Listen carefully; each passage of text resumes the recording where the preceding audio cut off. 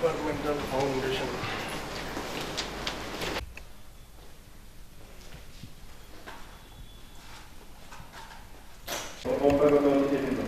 সকলকে সালাম ও শুভেচ্ছা। অনুষ্ঠান সঞ্চালনা আমি মোহাম্মদ নাসির উদ্দিন, সমন্বয়ক জ্ঞান ফাউন্ডেশন কক্সবাজার আঞ্চলিক কেন্দ্র। উন্নয়ন কারিগরি ও মাদ্রাসা শিক্ষা বিভাগ, শিক্ষা মন্ত্রণালয় ঢাকা। হিসাবে উপস্থিত আছেন প্রকৌশলী প্রদীপ্ত কিশোর, অধ্যক্ষ কক্সবাজার পলিটেকনিক ইনস্টিটিউট করছেন জনাব মোহাম্মদ আনোয়ার পাশা, পরিচালক জ্ঞান ফাউন্ডেশন। ধন্যবাদ সদয় আসন গ্রহণের জন্য। أعوذ بالله من الشيطان الرجيم. بسم الله الرحمن الرحيم. الحمد لله رب العالمين. إياك نعبد وإياك نستعين.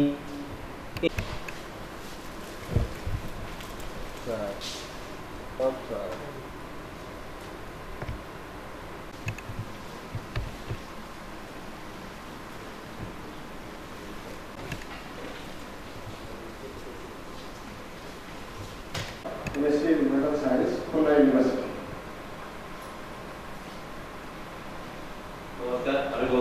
Tiffin Tech, Teacher of Technical Training Center. Young foundation Cox's Bazar. প্রধান অতিথি হিসেবে অনস্বীকার্য। বাংলাদেশ সিভিল সার্ভিস দক্ষতা এবং সক্ষমতা বৃদ্ধি করে প্রতিযোগিতাপূর্ণ বাজারে নিজেদেরকে সক্ষম করে তুলতে পারে। আমি সিঙ্গাপুরে যাওয়া ট্রেনিং এর সময় স্যার এসে যেভাবে দিক নির্দেশনা দিয়েছিলেন সেভাবে যিনি আছেন তিনি সকালে যেভাবে আমাদেরকে দিক নির্দেশনা দিলেন এবং বললেন যে ট্রেনিংটা কিরকম হবে এবং পরীক্ষা কিভাবে। এ পর্যায়ে আজকের অনুষ্ঠানের বিশেষ অতিথি কক্সবাজার পলিটেকনিক ইনস্টিটিউটের অধ্যক্ষ প্রকৌশলী প্রদীপ্ত কিশোর মহোদয়কে তার ইন্ডাকশনের কারণে ইঞ্জিনিয়ারিং ভাষায় যেটা ইন্ডাকশন বলে, আপনারাও মনে করেন, আমার মনে হয় অনেকে ইঞ্জিনিয়ার হয়ে গেছেন, কারণ ইলেকট্রিক্যাল ইঞ্জিনিয়ারিং তো আমাদের সেটাই শেখেন ইন্ডাকশনের মাধ্যমে লোহা অনেক আমাদেরকে সারা হিসেবে সম্বোধন করে। অন্তত এটুকুই আমাদের অন্তত একটু পাওনা যে আমাদেরকে রাস্তাঘাটে বিখ্যাত দার্শনিক তার কথা এমনি বলেছিলেন, তারপরে রবার্ট ফ্রস্টের সেই বিখ্যাত কবিতা পাওয়া যাবে। একটা জিনিস দেখেন, যে চামচ দিয়ে আপনি সুখ বক্তব্য রাখার জন্য বিশেষভাবে অনুরোধ করছি জনাব অজিত কুমার ঘোষ মহোদয়কে, যুগ্ম সচিব উন্নয়ন কারিগরি ও মাদ্রাসা শিক্ষা বিভাগ। সবারই ক্ষুধা লেগেছে, ক্ষুধা পেটে কে এত বাড়ির শোনে, তাই না? কোনো বাড়ি না। আমার সঙ্গে যারা আছে ঘুমানোর অভ্যাস আছে অনেকের, আমারও আছে। ঘুম তাড়ানোর জন্য চোখে পানি দেওয়ার অভ্যাস করবেন। সকলের এখানে অবস্থানকালীন সময় অত্যন্ত সুন্দরভাবে কাটুক এই কামনা করে। প্রশিক্ষক হিসেবে আমার ক্যারিয়ারটা কিছুটা সুদীর্ঘ, কারণ আমি বাংলাদেশ সিভিল সার্ভিসে যোগ দেওয়ার আগে সরকারি চাকরিতে আমার আনুষ্ঠানিক, সেগুলো আপনারা অতিক্রম করতে পারবেন। বিশেষ একটি প্রেক্ষাপটে প্রশিক্ষণ কোর্স এবং সহস্রাব্দের যে উন্নয়ন লক্ষ্যমাত্রা এমডি যে 8টি টার্গেট ছিল, নতুন প্রেক্ষাপটটা এখন শুরু হলো যে গণতান্ত্রিক সরকার এই মাসের শুরুতে আনুষ্ঠানিকভাবে আবার 5 বছরের জন্য তার অভিযাত্রা শুরু করলো। এই সরকারের সামনে ডিল করি, তারা কিন্তু ডিজিটাল জেনারেশন, প্রযুক্তির দিক থেকে আমরা পিছিয়ে আছি। আমি এডমিনকারের একজন সদস্য হিসেবে আমি দেখি আমার যে সহকর্মীকে আজকে যোগদান করেছে এবং দৃঢ়ভাবে বিশ্বাস করি যে 2 মাস পরে 19শে মার্চ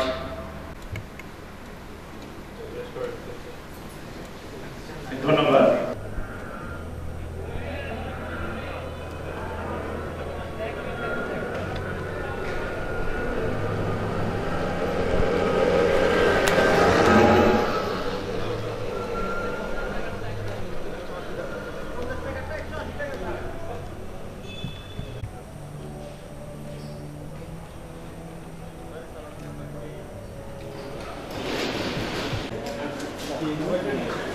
শুরু হতে যাচ্ছে সাংস্কৃতিক সন্ধ্যা। জনাব বিপ্লব কান্তি দে, আমাদের সম্মানিত অতিথিরা আসছে, আমরা হাততালি দিয়ে বরণ করে নিতে চাই। সম্মানিত অতিথিবৃন্দদেরকে আসন গ্রহণ করার জন্য বিনীতভাবে অনুরোধ করছি। আসন গ্রহণ করছেন আমাদের আজকের এই সাংস্কৃতিক সন্ধ্যার সম্মানক মোহাম্মদ মিজানুর রহমান। বিশেষ অতিথি হিসেবে উপস্থিত আছেন জনাব মোহাম্মদ দেলোয়ার হোসেন, অতিরিক্ত সচিব, বাণিজ্য মন্ত্রণালয়। বিশেষ অতিথি হিসেবে কক্সবাজার পলিটেকনিক ইনস্টিটিউট কক্সবাজার, জনাব অধ্যাপক ইতিহাস বিভাগ কক্সবাজার সরকারি কলেজ,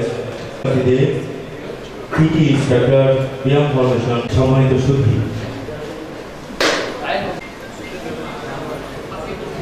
শঙ্খমালা। সুপ্রিয় দর্শকবৃন্দ, আজকের শঙ্খমালার মনোজ্ঞ সাংস্কৃতিক সন্ধ্যায় আপনাদের সকলকে স্বাগত জানাচ্ছি। আজকের অনুষ্ঠানটি শুরু করার জন্য উপস্থাপনায় আছে মিজানুর রহমান টি কমলিকা। আজকের অনুষ্ঠানটি শুরু করার জন্য আমি মাননীয় মহাপরিচালক মহোদয়ের অনুমতি চাচ্ছি।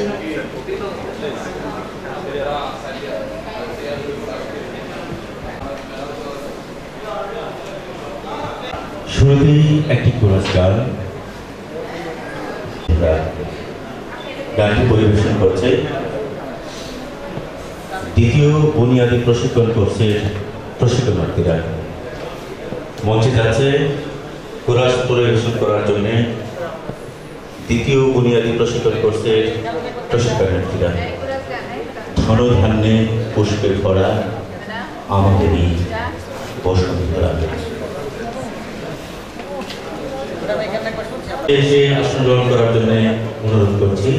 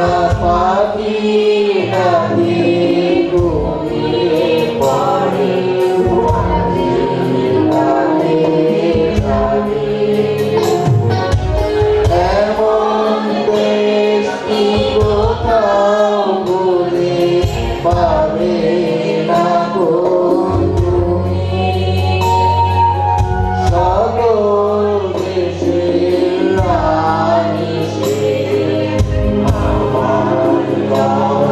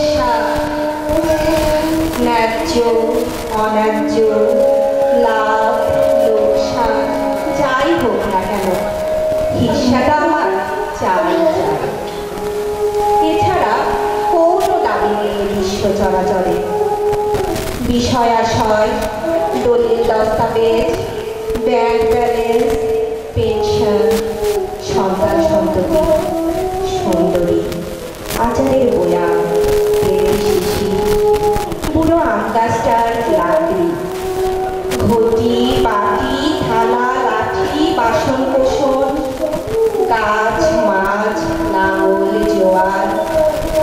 মাদুর, কাঁথা, ছেঁড়া কম্বল, ছায়ের গাদা, ক্ষেতের আল, শিল নোড়া, ঢেকিশালা, ভাঙা চুল, মোড়া, নইচে পুকুর, খোলকে জোড়া, দা, কাঁচি, শাবল, কুড়াল, সলতে ছাড়া তেলবিহীন মাটির টেবিল, আধারা কিছু চাল, বস্তাখানি তুষ, গুড়মুড়ি, যশোরের হাড়ের চিরুনি, ভাঙা কুলো, চাউনি, বেলনি, হাতল ভাঙা কোদাল, তেপান্তরের মাঠ, নতুন জলে মাছ ধরার জাল, হিস্সা চায় খালির ফুটন্ত ভাতের ফ্যান ও ফেলার, হিস্সা চায় টকবকে যৌবন ও ফেলনির চেরা কেনার, হিস্সা চায় প্রেম, সুখ, বিরহ, বেদনা দেনা পাওনার,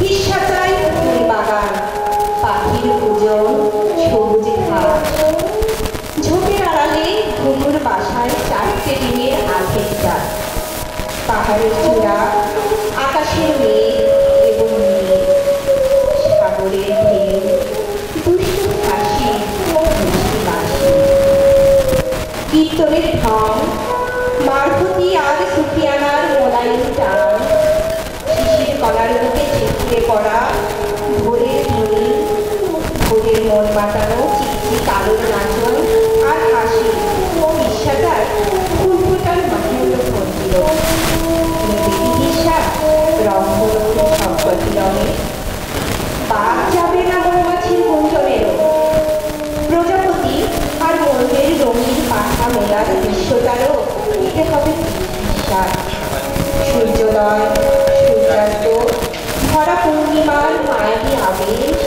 যখন শেষে চাঁদ সূর্যের ডাকাডাকি এবং চৈত্রের পাতলা হাওয়াটা নিয়েই তত ঝামেলা। আরেকটি কথা, পিঁপড়ে আর মাছরাঙার গর্তে লুকোনো তীরগুলোর কি হবে? সীতানাথ বসাকের ছেঁড়া আদর্শ লিপিখানা, রবি ঠাকুরের একটা ছবি, সেটারও কি হিস্সা নেবে? তাহলে বিধির বিধান সেটাই তা কেন বলে রবে? নেবে কি হিস্সা?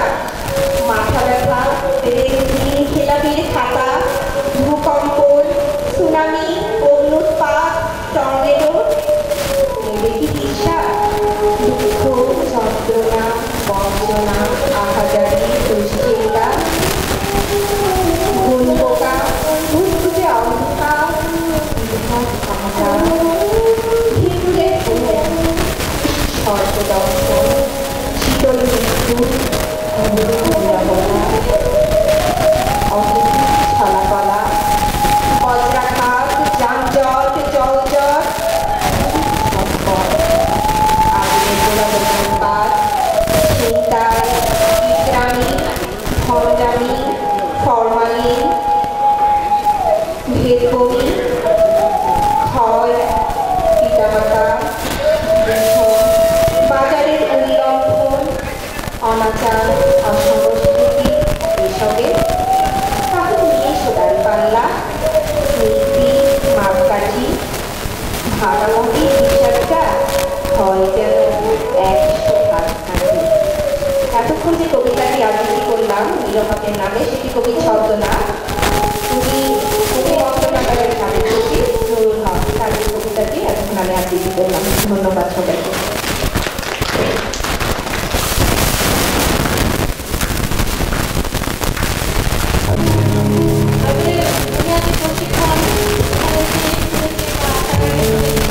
অংশগ্রহণ করাটা তাহলে আসলে এখানে থেকে আমরা অংশগ্রহণ করেছি, নাম্বারে একটা লোক ছিল যে অংশগ্রহণ করে নাম্বার পাওয়া যাবে সেই আর কি। তো যাই হোক, দেশ জাগ্রত থেকে আমার যে গানটি সেটা আমি গাচ্ছি। আসলে ওরকম শিল্পী নয়, যদি কোনো ভুল হয়ে থাকে তাহলে সবার সাথে দুঃখিত দেখবেন।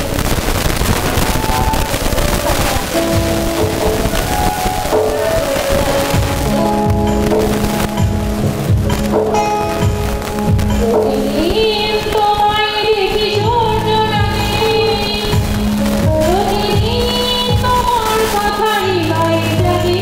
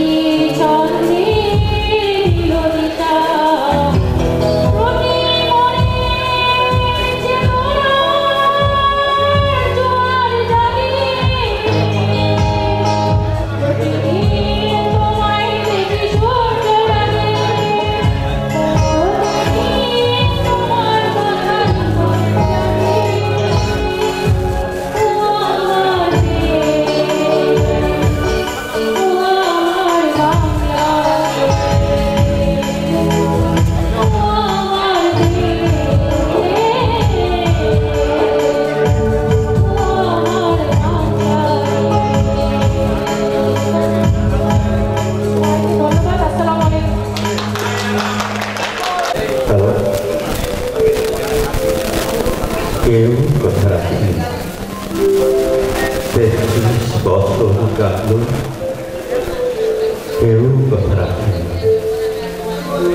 ছেলেবেলায় এক গোস্বামী তার আগমনী গান হঠাৎ থামিয়ে পড়েছিল।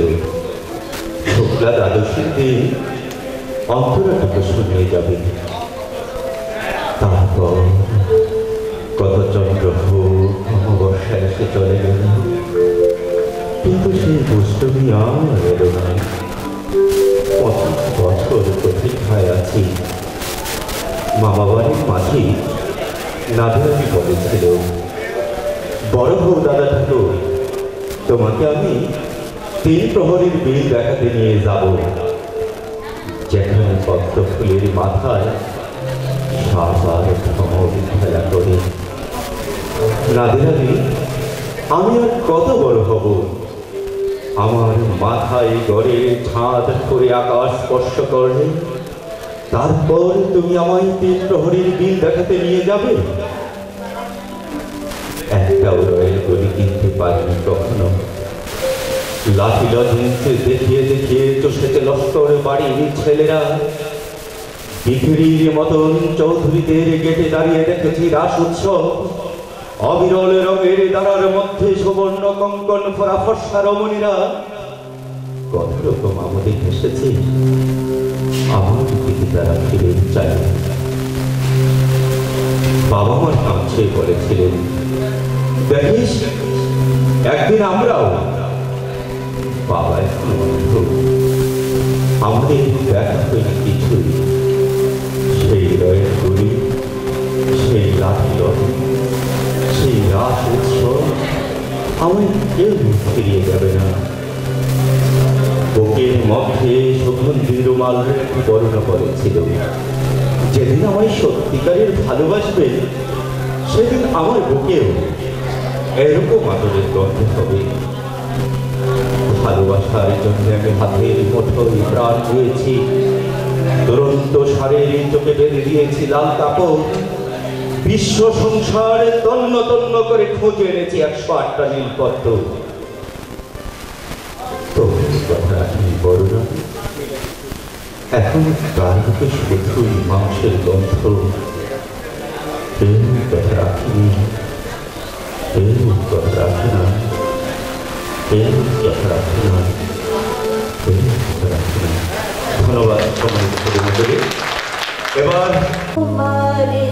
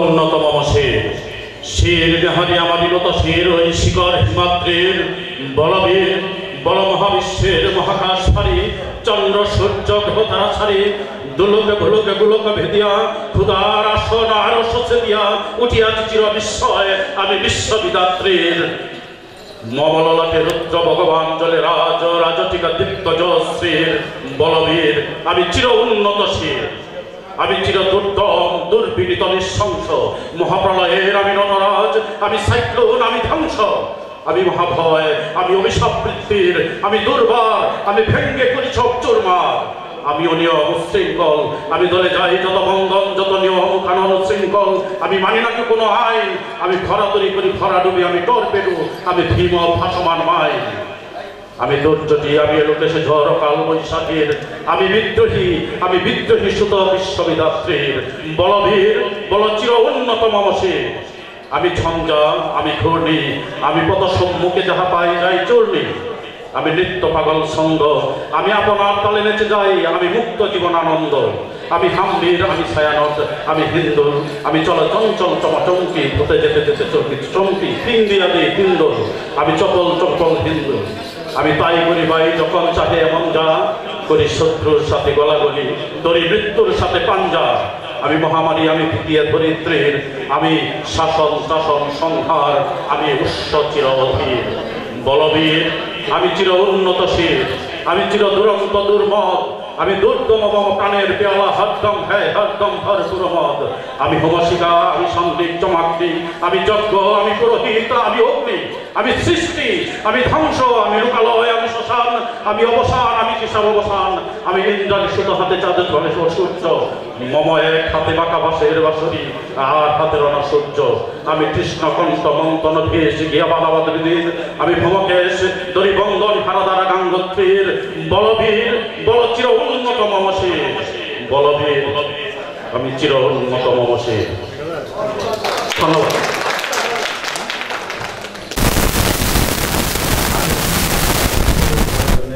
আপনাদেরকে অগ্রিম আমন্ত্রণ জানিয়ে যাচ্ছি। এখন মঞ্চ তৈরি হতে হতে বাঁশিতে মাহবুব আবার আমাদের মাঝে চলে আসছে। বাঁশি নিয়ে আসছে মাহবুব।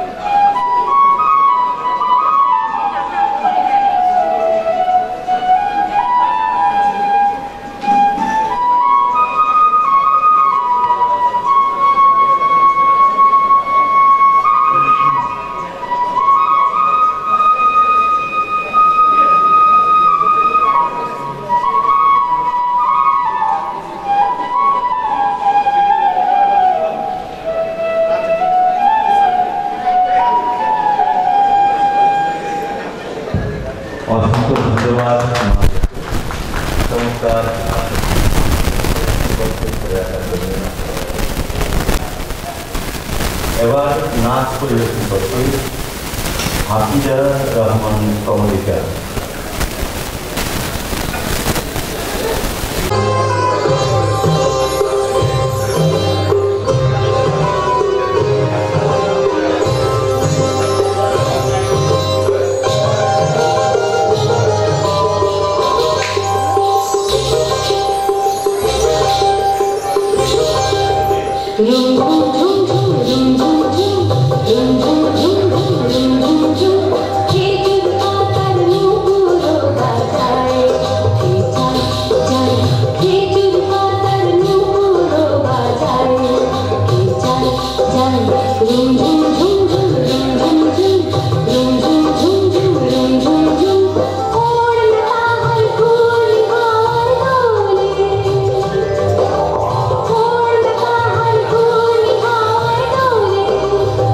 Thank you.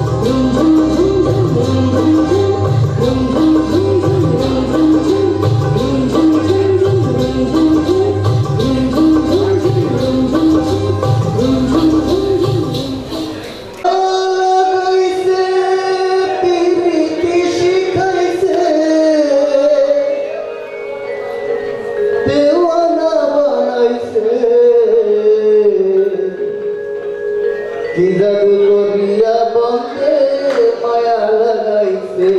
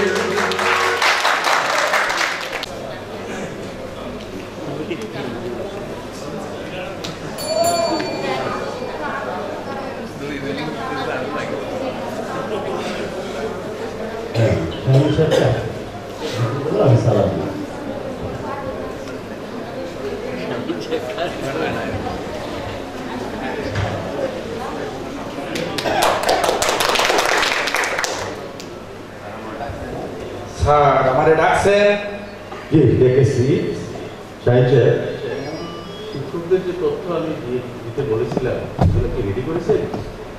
কোনগুলো জানো? শিক্ষকদের তথ্য যে চেয়েছিল, শিক্ষকদের তথ্য।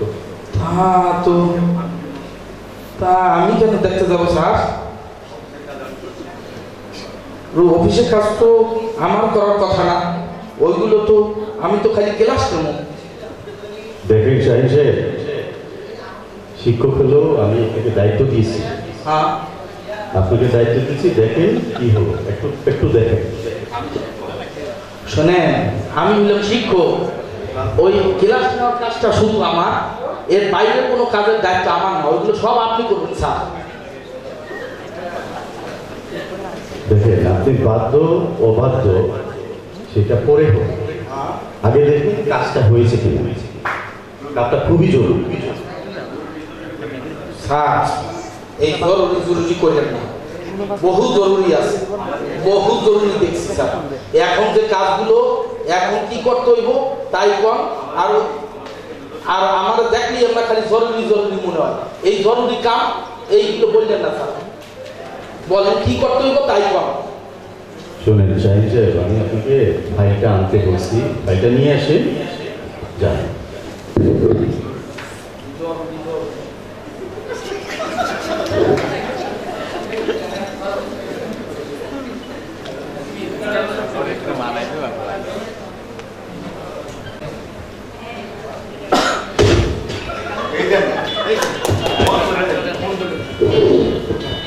সাহেব, আমি ফাইল আনতে বলেছি, সব কি নিয়ে এসেছে? এইগুলোই তো ফাইল স্যার। এইটা ফাইল কাকে বলতে? ফাইলের নোট কই, পত্র কই? পত্র আবার কেনা যাবে? ওইটা আবার কি স্যার?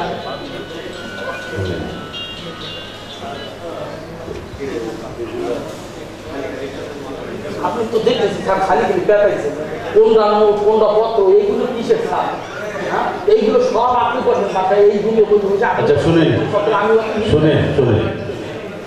আপনি শিক্ষক বলতেছেন, আজকে কয়টা আসছেন অফিসে? কেন স্যার? আমি 10:30টায় আসছি। কেন? আপনার সকালে ক্লাস ছিল না? আমি এই 12 বছর থেকে চাকরি করি স্যার, কোনোদিন 8:30টায় আসি নাই, আর আপনি এখন বলতেছেন যে কয়টায় আসছি। শোনেন, বলেন। কালকে দুপুরে কিন্তু আপনি কলেজে ছিলেন না। হ্যাঁ, কালকে দুপুরে আপনি কলেজে ছিলেন না। ছিলাম না, আপনি কি হয়েছে?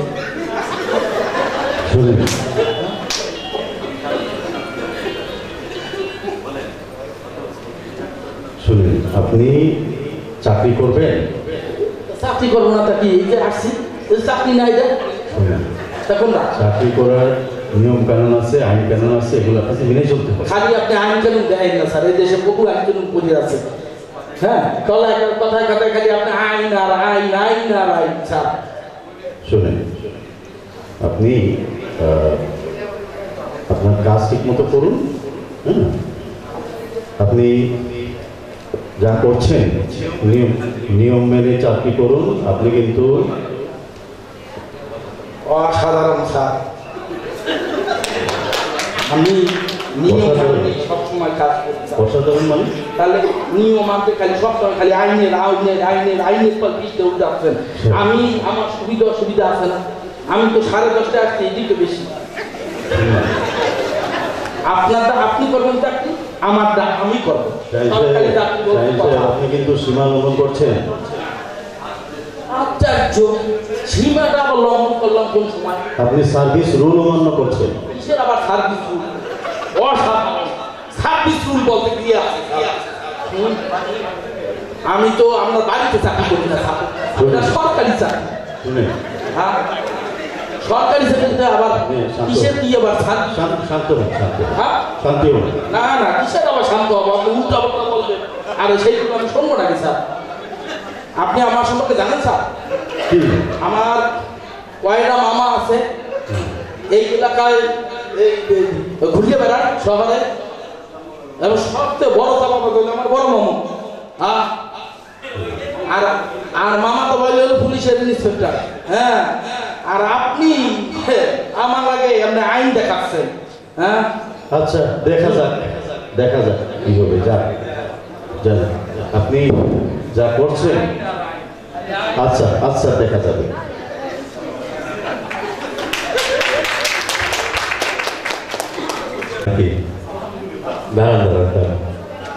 আজকে আপনাদের এই সাবজেক্টকে একটু সামনেটা খালি করে দাঁড়ান। আপনারা বিএমএ যে ক্লাস করছেন কেমন লাগছে আপনাদের? অনেক ভালো লাগছে তাই না? আমরা এই 7টা দিন খুব আনন্দের সাথে পার করেছি। আপনাদের তো কোনো অসুখ অসুবিধা নেই নাকি বলেন? আপাতত নেই। তো আজকে আমাদের যে ক্লাসের বিষয়টি সেটি হচ্ছে বাংলাদেশের মুক্তিযুদ্ধ এবং স্বাধীনতা। তো আপনারা জানেন 1947 সনের দ্বিজাতি তত্ত্বের ভিত্তিতে আমাদের এই অঞ্চলটি বিভক্ত হওয়ার পর পূর্ব পাকিস্তান এবং পশ্চিম পাকিস্তান নামে দুটি স্বতন্ত্র রাষ্ট্র হয়। পশ্চিম পাকিস্তানিরা তারা ধর্মের দোহাই দিয়ে এবং তারা ভেবেছিল যে পূর্ব পাকিস্তানের কোনো যোগ্য লোক নেই যে এই দেশটিকে শাসন করতে পারে, তারা এই পূর্ব পাকিস্তানের দায়িত্বভার গ্রহণ করে। আপনারা জানেন যে দায়িত্বভার গ্রহণ করার সাথে সাথে তারা আমাদের মুখের ভাষা কেড়ে নিতে চেয়েছিল। এটা জানেন না আপনারা? জানেন। তারা 1947, 48, 49, 50, 51 প্রত্যেক বছরই তারা আমাদের উপর চাপিয়ে দিতে চেয়েছিল উর্দু ভাষা। আর আমাদের এই অঞ্চলের দামাত ছেলেরা, আপামর জনসাধারণ তার বিরুদ্ধে রুখে দাঁড়িয়েছে। একটা পর্যায়ে যখন বলল Urdu only state language of Pakistan, তখন আমাদের দেশের আপামর জনসাধারণ রাস্তায় নেমে আসে রাষ্ট্রভাষা বাংলা চাই দাবিতে।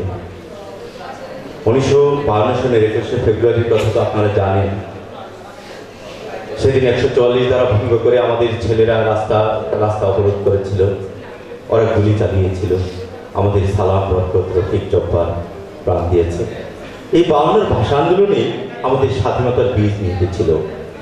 হাজার বছরের শ্রেষ্ঠ বাঙালি জাতির জনক বঙ্গবন্ধু শেখ মুজিবুর রহমান সেই 7ই মার্চে যখন বলেছিলেন, এবারের সংগ্রাম আমাদের মুক্তির সংগ্রাম, এবারের সংগ্রাম আমাদের স্বাধীনতার সংগ্রাম। তারপর শুরু হয় যুদ্ধ যুদ্ধ যুদ্ধ। 30 লক্ষ মানুষ রাস্তা রাস্তা নির্দ্বিধায় তাদের বুকের তাজা রক্ত মিলিয়ে দেয়। জানেন না আপনারা? আপনারা জানেন না যে আমার 2 লক্ষ মা তাদের ইজ্জত দিয়ে দিয়েছে কেবলমাত্র একটি স্বাধীন দেশের জন্য, আমার এই দেশের সার্বভৌমত্বের জন্য, একটি স্বাধীন পতাকার জন্য। তারপর এই 9 মাস যুদ্ধের পর আমরা স্বাধীন হয়েছি। আপনার নামটা জানেন কি? মাহবুব সাহেব। আপনি জানেন না এই বিষয়গুলো? আমরা প্রত্যেকেই জানি। আমার এই দেশকে, আমার এই মা মাটি মানুষকে আমরা অত্যন্ত ভালোবাসি, অসম্ভব ভালোবাসি। কেননা এই দেশকে আমরা রক্ত দিয়ে কিনে এনেছি। আমরা কি কমিটেড না? আমরা সরকারি কর্মকর্তা কর্মচারী হিসেবে আমরা এই দেশটাকে সোনার বাংলায় পরিণত করতে চাই। কি বলেন বিপ্লব বাবু? আপনি বিপ্লব বাবু না? ময়মনসিংহ থেকে এসেছেন তাই তো? তো আমরা কি আসলে ঐক্যবদ্ধ নই যে আমার এই দেশটাকে সুন্দর করে গড়ে তুলতে চাই? আমার দেশের যে অগ্রযাত্রা সূচিত হয়েছে সেই অগ্রযাত্রায় আমরা প্রত্যেকেই অংশীদারিত্ব হতে চাই, তাই? তো আপনাদের এই সেশনটি আজকের মতো এখানেই শেষ। আমরা দেশকে ভালোবাসতে চাই, দেশকে সোনার বাংলায় পরিণত করতে চাই। আগামীকালকে থেকে আরেকটি নতুন সেশন শুরু হবে, আপনাদের সাথেই তারা যোগদান করবে। তো আজকের মতো এখানেই শেষ। ধন্যবাদ। তাহলে আপনাদেরকে দেখা হবে পরবর্তীতে, কালকে দেখা হবে। ওকে, ভালো থাকেন। Thank you. আসুন আসুন, কেমন আছেন চাইটা? ভালো ভালো ভালো ভালো না থাকলে আসতে পারতাম। এরকম করে বলছেন কেন সাহেব? স্যার ভালো আর কেমনে হয় স্যার? আপনি খালি সবসময় আই নাই নাই এভাবে ওভাবে, সুস্থ মানুষ অসুস্থ হয়ে যায় আপনার আচরণে। শুনে আইন দেখানো কি হলো? চাকরি করলে আইন কানুন মেনেই করতে হয়। শোনেন স্যার, এই আইন কানুন মানার লোক কিন্তু স্যার আমি না, বুঝছেন?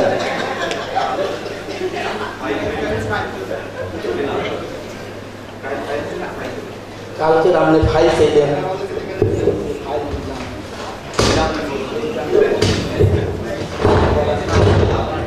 আপনার পছন্দ হইল কি জানি কোনটা জানি, হ্যাঁ আপনার পছন্দ আপনার কাছে ছাড়াই।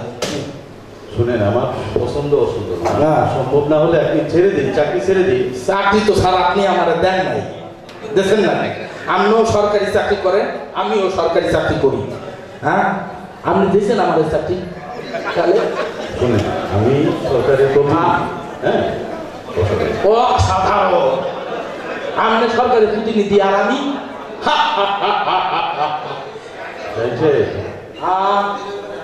আমার জন্য সরকার ডুবে যাবে বিষয়টি কিন্তু আমি বুঝি নাই। ঠিকই বলেছেন স্যার, আপনার জন্য সরকার ডুববে, কথায় কথায় খালি আপনি আইন দেখাচ্ছেন। সংযত হয়ে কথা বলেন, সংযত হয়ে কথা বলেন। আচ্ছা, আপনি কি দেখছি খুব বেশি বেশি বাড়াবাড়ি করতেছেন স্যার, আর আপনি আমার সাথে স্যার বেশি বাড়াবাড়ি করবেন না স্যার। সংযত সংযত কোনটারে বলে স্যার? শুনেন শুনেন শুনেন, আপনার এলাকা বলে আপনাকে কিছু বলা যাবে না। না বলবেন কি, আপনি তো দেখতেছেন আমি ক্লাস ঠিকঠাক মতো নিচ্ছি, ঠিকঠাক মতো আইতে আছি, আপনি একবার খালি আইন দেখাচ্ছেন, এইটা করেন ওইটা করেন, এই ফাইল থেকে কাজ কি আমার? এগুলো তো আপনি করেন বলছে বলছে।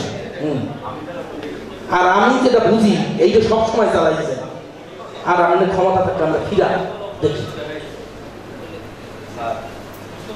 স্যার,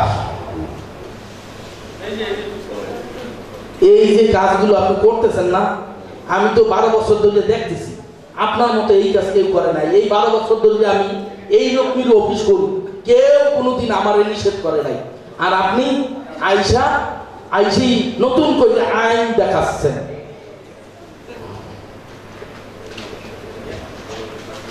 বসেন, আপনি বসেন, বসেন প্লিজ, শান্ত হন।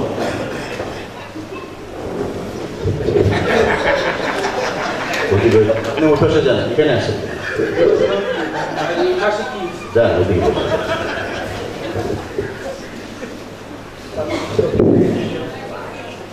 ডিজি অফিসের চিঠি?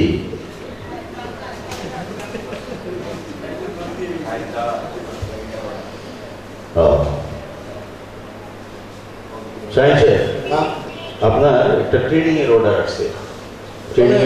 আমার পরিবারের সমস্যা, নানান রকমের সমস্যা, আমি নানান রকমের কাজকর্মে ব্যস্ত স্যার।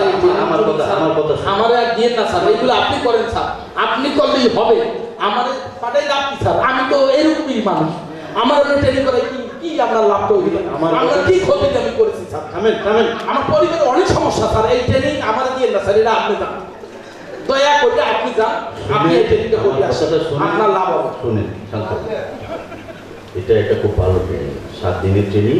আপনি কক্সবাজার যাবেন, বিয়াম ফাউন্ডেশনে ট্রেনিংটা করে আসেন, তারপরে বুঝবেন। আমি স্যার যাবো না, আমি স্যার যাবো না, এই ট্রেনিং এ গেলে আমার অনেক ক্ষতি হয়ে যাবে। শোনেন শোনেন শুনুন, আপনাকে যেতেই হবে, কারণ এটা ডিজি অফিসের অর্ডার, এটা অমান্য করা যাবে না, পরে সমস্যা হবে আপনার।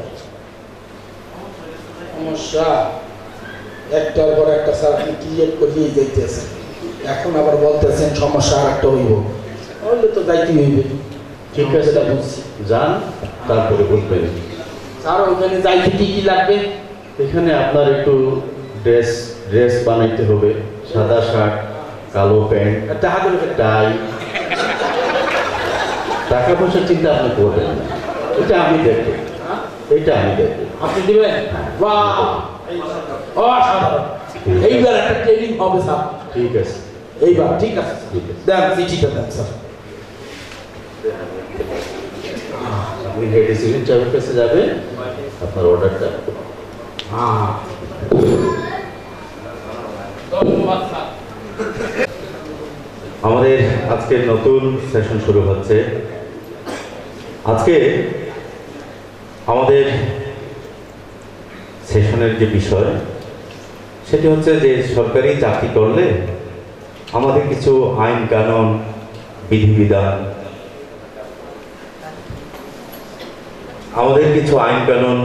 বিধিবিধান আপনি কে যেন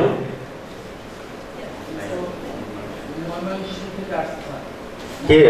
ও মোহাম্মদ শাহিন, আপনার আসতে একটু দেরি হয়ে গেছে তাই না? ঠিক আছে আপনি দাঁড়ান, দিক দিয়ে দাঁড়ান, আমরা তো ক্লাস শুরু করে দিয়েছি। তা আপনি যে দেরি করে আসছেন এটা তো হয় না। আপনি সরকারি চাকরি করেন, চাকরির বিধিবিধান মেনে আপনাকে চাকরি করতে হবে, তাই না? আমাদের ক্লাস হচ্ছে 9টায়, এখন বাজে 9:15, 9:17। আপনি 17 মিনিট লেট করে আসছেন। আজকে প্রথম দিন বলে আপনাকে ক্ষমা করে দিলাম। ঠিক আছে, আমরা যেটা বলছিলাম, আমরা যারা সরকারি চাকরি করি, সরকারি চাকরির কিছু বিধিবিধান আছে। 30 লক্ষ শহীদদের রক্তে কেনা আমার এই দেশকে সুন্দরভাবে গঠন করতে হলে আমাদের প্রত্যেককেই সরকারি চাকরির বিধিবিধানগুলো মেনে চলতে হবে। আমরা কথায় কথায় বসের সাথে দুর্ব্যবহার করি না বিপ্লব বাবু? করি। বসের সাথে কখনো দুর্ব্যবহার করা যাবে না। বসের সামনে দিয়ে কখনো এলোমেলো ভাবে হাঁটা যাবে না। বস অলওয়েজ রাইট। বস যা বলে মাথা পেতে তা মেনে নিতে হয়। এটি হচ্ছে সরকারি চাকরির বিধান, এটা মেনে চাকরি করতে হয়। আর নিয়মিত উপস্থিতি, সেটি তো একটি বিরাট ব্যাপার। যেমন আপনি শাহিন সাহেব ময়মনসিংহ থেকে আসছেন, এই জন্য আপনাকে ক্ষমা করে দিলাম। আপনি কি জানেন যে সরকারি চাকরি করতে হলে নিয়মিত উপস্থিতিটা কতটুকু গুরুত্বপূর্ণ বিষয়? জানেন কিছু? কথা বলছেন না কেন? স্যার 12 বছর ধরে চাকরি করি স্যার, কোনোদিন সকালে যাইনি। একদম সকাল 10:30 যখন বাজে তখন আমি যাইতাম। প্রিন্সিপালও কিছু কইতো না, আর ওই হেডও কিছু কইতো না। এই দুটি চলছে স্যার চাকরি। আমাদের তো কিছু নতুন নিয়ম কানুন স্যার। এই নতুন নিয়ম কানুন না শাহিন সাহেব, আপনি বসেন, শান্ত হন। নতুন নিয়ম কানুন না, সরকারি চাকরির এই নিয়ম কানুনগুলো প্রথম থেকেই আছে। আপনাকে মেনেই সেই চাকরিগুলো করতে হবে। আপনি যদি না বলে অফিস ত্যাগ করেন তাহলে একদিনের বেতন কর্তন করতে পারে। আর যাবেন না, আপনি আর যাবেন না কখনো। মনে রাখবেন, যদি না বলে অফিস ত্যাগ করেন তাহলে একদিনে বেতন কর্তন করা হবে। দেরিতে অফিসে আসলে অর্ধেক বেতন কর্তন করা হবে। যদি এইভাবে 2 দিন দেরিতে আসেন তাহলে একদিনের সমপরিমাণ বেতন কর্তন করা হবে। ঠিক আছে? বিনা অনুমতিতে অফিসে না আসলে একদিনের বেতন কর্তন করা হবে। তো যাই হোক, আমরা এই বিষয়গুলো নিয়ে, এই নীতিমালাগুলো নিয়ে আমরা এই 7 দিন একসাথে থাকব। আমরা খুব মনোযোগের সাথে ট্রেনিংগুলো করব। আপনারা মনে রাখবেন, প্রশিক্ষণ গ্রহণ করলে স্কিল বৃদ্ধি পায়। আপনার যে চিন্তার পরিধি সেটা অনেক বেড়ে যায়। আপনি সারাদিন কাজ করেন কিন্তু আপনার কাজটা শানিত না, আপনার কাজটা এত নান্দনিক না, এত সুন্দর না। আপনি এই মানুষটাই ট্রেনিং করার পরে সেই কাজটাই আপনি যদি করেন, দেখবেন যে আপনি অনেক সুন্দর করে কাজটা করতে পেরেছেন, দক্ষতার সাথে কাজটা করতে পেরেছেন। তো আমরা এই 7 দিন এখানে থাকবো। আমরা আমাদের দক্ষতা, এই অভিজ্ঞতা, এই বিষয়গুলো জি বলেন। অফিসে আসা ওই মাঝে মাঝে বাইরে একটু যাওয়া যাইবে না স্যার? না, অফিসে এসে যদি আপনি বাইরে যেতে চান জরুরি কোনো কারণে, আপনি আপনার অধ্যক্ষের অনুমতি নিয়ে যাবেন, আপনার কর্তৃপক্ষের অনুমতি নিয়ে যাবেন।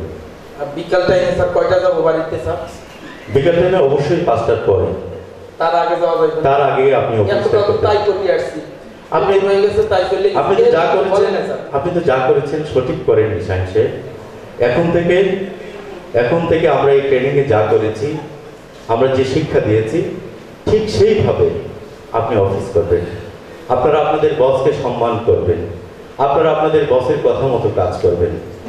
বস যদি যদি কোনো কারণে মনে করেন যে রং তথ্য দিচ্ছেন তাহলেও আপনারা সেটা তাৎক্ষণিক মেনে নেবেন, পরক্ষণে ওনাকে বোঝানোর চেষ্টা করবেন, কিন্তু বসের সাথে কখনো তর্ক করা যাবে না, বসের কোনো কথার বিরোধিতা করা যাবে না। সবসময় করি আসছি, যেটা করেছেন সেটা তো সঠিক করেন নাই শাহিন সাহেব, আপনি তো এখন ট্রেনিং করেছেন, ট্রেনিং করে আপনি আপনার বুদ্ধিমত্তাকে প্রসারিত করেছেন, আপনি আপনার দক্ষতাকে প্রসারিত করেছেন।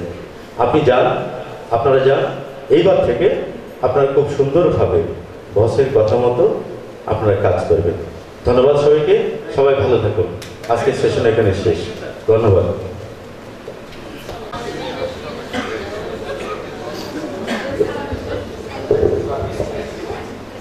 ওয়ালাইকুম আসসালাম। কে? শাহিন সাহেব? শাহিন সাহেব? আসেন আসেন আসেন, বসেন বসেন বসেন বসেন, প্লিজ বসেন।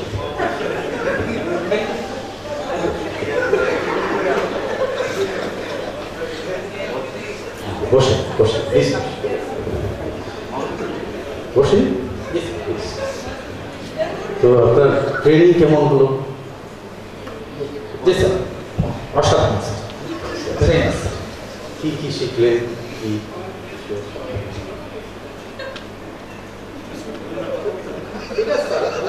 ট্রেনিং খুব ভালো হয়েছে। কিরকম আপনাকে বিব্রত লাগতেছে? চিনা যাচ্ছেন আপনাকে? না স্যার, স্যার কিছু করতে হবে, কাজটাকে দেন স্যার, ওটা করে দেই স্যার। কাজ করলেন না, বসে কোনো ফাইল বা কোনো কিছু। ঠিক আছে, বসে। আপনার একজন মামা ছিল না, কি জানি?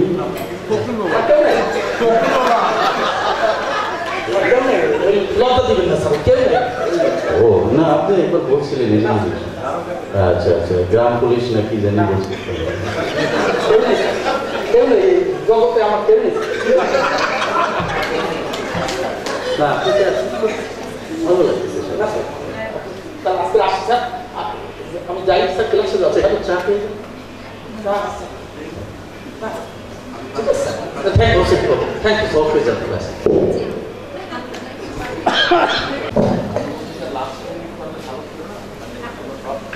এই দলের অধিনায়ক জনাব মোহাম্মদ হুমায়ুন কবিরকে পুরস্কার গ্রহণ করার জন্য আমি অনুরোধ জানাচ্ছি। জনাব মোহাম্মদ হুমায়ুন কবির, রোল 19। এবং পুরস্কার তুলে দেওয়ার জন্য আমি জনাব মোহাম্মদ শেখ মুজিবুর রহমান, এলডিসি, মহাপরিচালক অতিরিক্ত সচিব ব্যায়াম ফাউন্ডেশন, ঢাকা মহোদয়কে তার হাতে পুরস্কারটি তুলে দেওয়ার জন্য সবিনয় অনুরোধ জানাচ্ছি। আমরা করতালির মাধ্যমে তাকে অভিনন্দিত করি।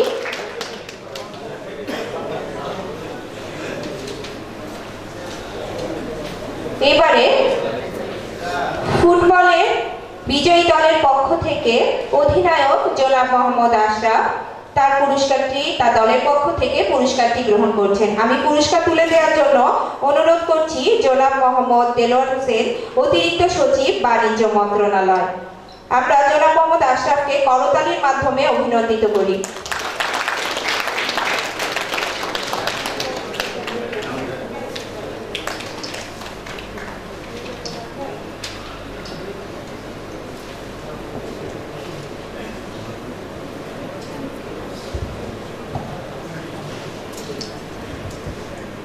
এবার মেয়েদের টেবিল টেনিসে চ্যাম্পিয়ন পুরস্কার গ্রহণ করছে হাফিজা সুলতানা আশাকে পুরস্কার নেওয়ার জন্য আহ্বান করছি।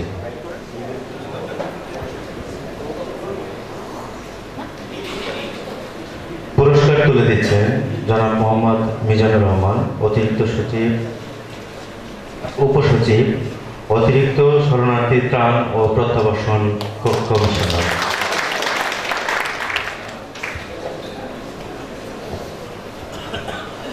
এবার মেয়েদের ক্যারামে চ্যাম্পিয়ন পুরস্কার গ্রহণ করছে আবিদা সুলতানাকে পুরস্কার গ্রহণ করার জন্য আহ্বান করছি।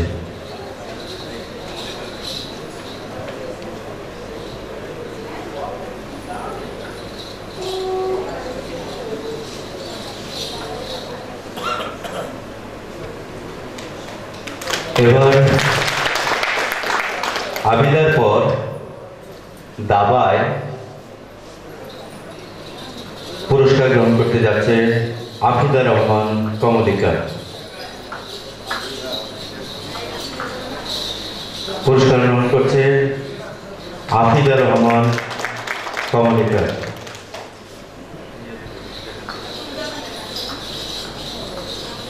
ধন্যবাদ স্যারদেরকে। আমরা এবার যদি স্যারেরা অনুমতি দেন তাহলে স্যারদের সামনে আমরা র্যাপিড ড্রটা করতে চাই। ধন্যবাদ স্যার, আপনারা আসন গ্রহণ করুন। এবার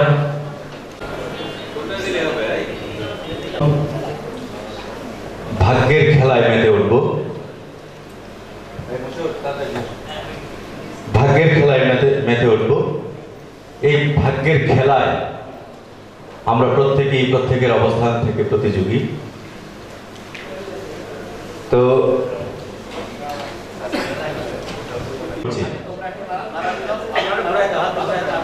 আমরা সর্বশেষ পুরস্কারটি 16তম পুরস্কারটির জন্য উঠাচ্ছে। দেখে 16তম পুরস্কারটি পেয়েছে কুপন নাম্বার 242, কুপন নাম্বার 242। এই ভাগ্যবানের জন্য হাততালি হবে। আমাদের কোর্স কোঅর্ডিনেটর স্যার, জোরে হাততালি হবে, জোরে। স্যারকে পুরস্কার গ্রহণ করার জন্য আহ্বান করছি।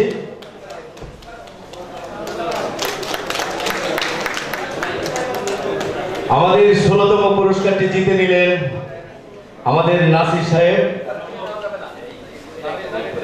তুমি নিচে থেকে নাও মা, এটা নিয়ে নিয়ে আসো। 15তম পুরস্কারের ভাগ্যবান ব্যক্তি 354 354 রবীন্দ্র মাহাতো। রবীন্দ্র মাহাতোর জন্য হাততালি হবে।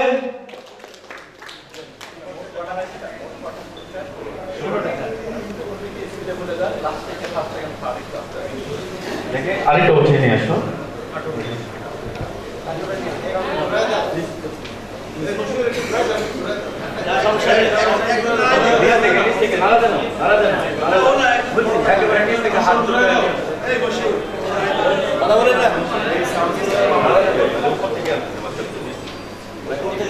এবার 307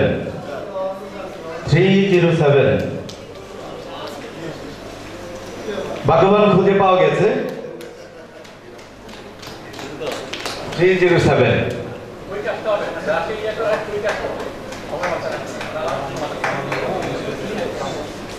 আমানুল্লাহ, ইন্সপেক্টর ট্যাক্স। নিয়ে আসো বাবা। এবার 351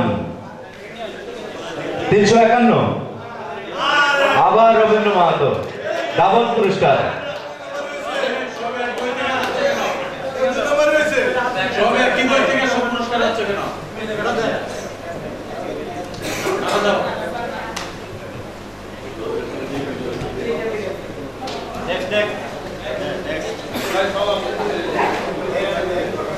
এবার 376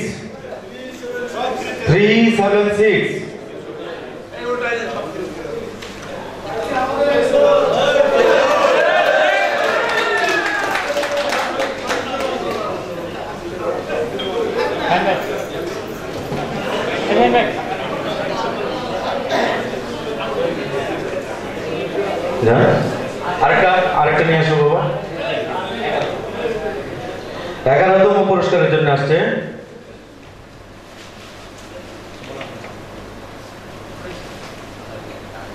110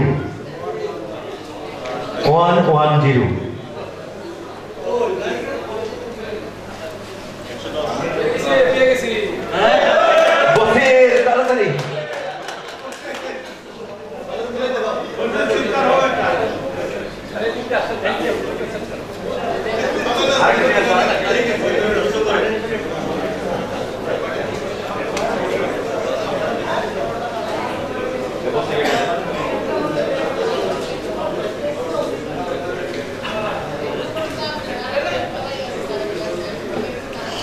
361 দশম পুরস্কার 361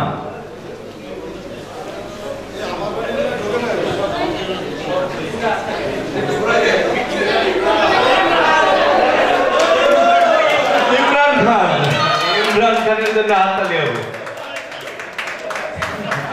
আমাদের ইমরান খান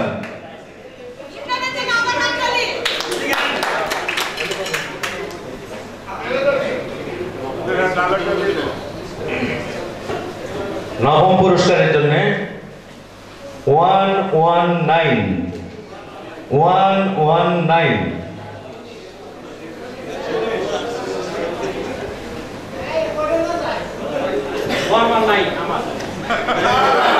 119 মশিউর কমিটির লোক।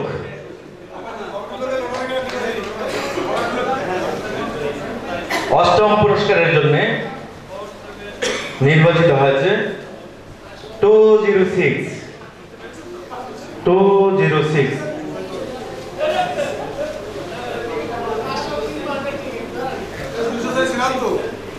আসেন সৌরভ অষ্টম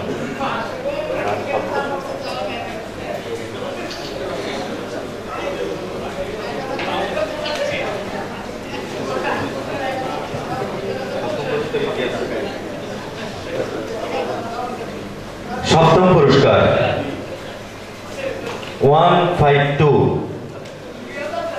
152 মুকুল।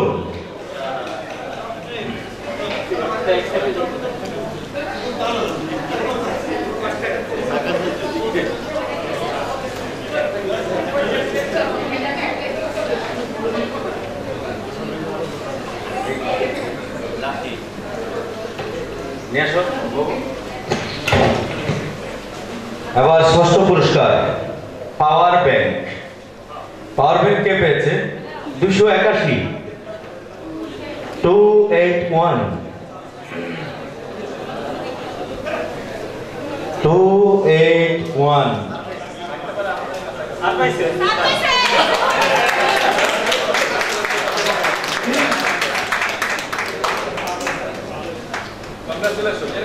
Power bank.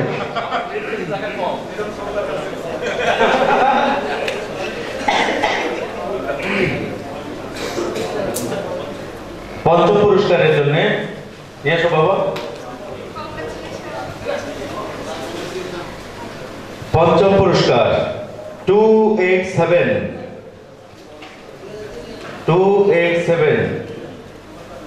এটা মহিলারা পেলে ভালো হতো, প্রায় খেলে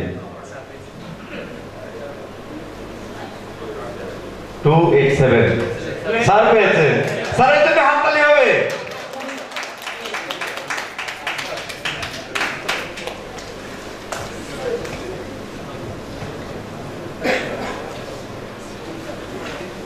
এবার চতুর্থ চমৎকার একটি নাম্বার 2 2 and 2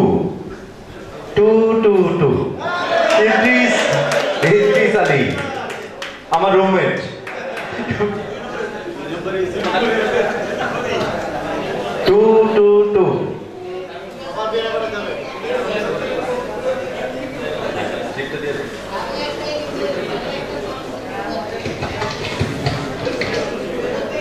এবার তৃতীয় পুরস্কারের জন্য 1 3 সর্বশেষ 9 1 3 9 আমাদের আজকের নাটকের অধ্যক্ষ মহোদয়।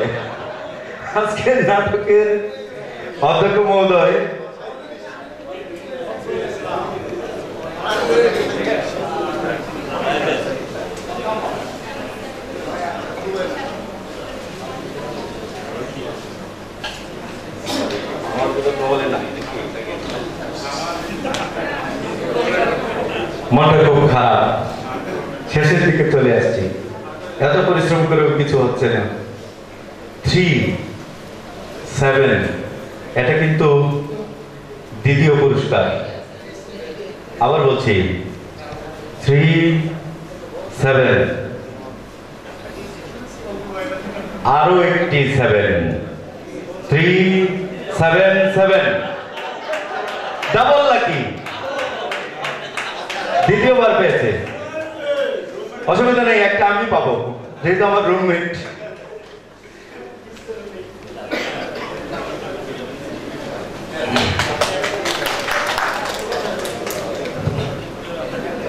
এবার সর্বশেষ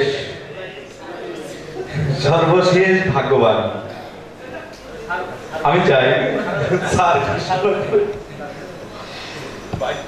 সর্বশেষ ভাগ্যবান নিশ্চয়ই আমি নই আপনাদের মধ্য থেকেই হবে সর্বশেষ নাম্বারটি 8 সর্বশেষ 3টি ডিজিটের সর্বশেষ নাম্বারটি 8 প্রথম নাম্বারটি 1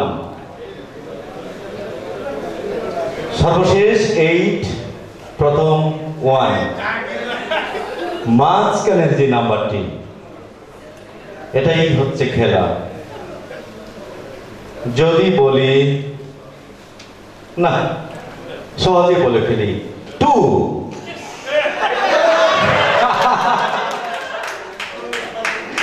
1 2 8 1 2 8 আমাদের ফরিদা ম্যাডাম পেয়েছে 1 2 8 আর আমরা যারা হাততালি দিয়েছি চেঁচামেচি করেছি পুরস্কার হাতে তুলে দিয়েছি আমাদের প্রত্যেকের জন্যই একটি বড় পুরস্কার হাততালি এবং সান্ত্বনা পুরস্কার সবার জন্য হাততালি হবে এখন করার জন্য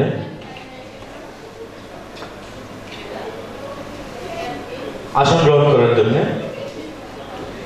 মাউথপিস উপস্থাপকিকা বিয়াম ফাউন্ডেশনের মহাপরিচালক জনাব শেখ মুজিবুর রহমান স্যার, সম্মানিত বিশেষ অতিথি অতিরিক্ত সচিব বাণিজ্য মন্ত্রণালয় দেলোয়ার স্যার, সম্মানিত অধ্যক্ষ কক্সবাজার পলিটেকনিক ইনস্টিটিউট, সম্মানিত অতিথিবৃন্দ, সম্মানিত প্রশিক্ষণার্থীবৃন্দ, আসসালামু আলাইকুম। রাত অনেক হয়েছে, প্রায় 10টা বাজতে আর মাত্র 5 মিনিট বাকি। আমার খুব ভালো লেগেছে আপনাদের মাঝে উপস্থিত হতে পেরে।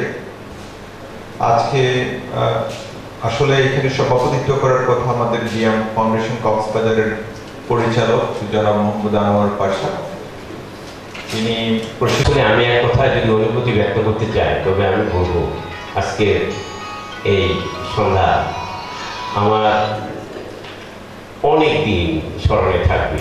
অসাধারণ একটি সময় আজকে আমরা কাটালাম এই দ্বিতীয় বুনিয়াদী প্রশিক্ষণার্থীদের সাথে। আসলে আমরা জানি যে ডাক্তার এবং ইঞ্জিনিয়ার যারা হয় তারা কালচারাল সাইডে খুব একটা আগ্রহ থাকে না, কিন্তু আজকে আমার সেই ধারণা অনেকটা পাল্টে গেছে। এখানে আমি দেখ আজকের এই কালচারাল ইভেন্টের উপস্থিত আমার বাম পাশে সম্মানিত অতিরিক্ত সচিব বাণিজ্য মন্ত্রণালয়ের, ডান পাশে আছেন অতিরিক্ত ত্রাণ ও পুনর্বাসন কমিশনার TRRC বাবলি থেকে, আমার সম্মানিত অধ্যক্ষ এবং অন্যান্য বিশেষ অতিথিবৃন্দ, সুপ্রিয় প্রশিক্ষার্থীবৃন্দ। আমি এক পর্যায়ে আমার মনে হলো যে এখন বুঝি আমরা ক্লোজিং সেরিমনিতে আছি।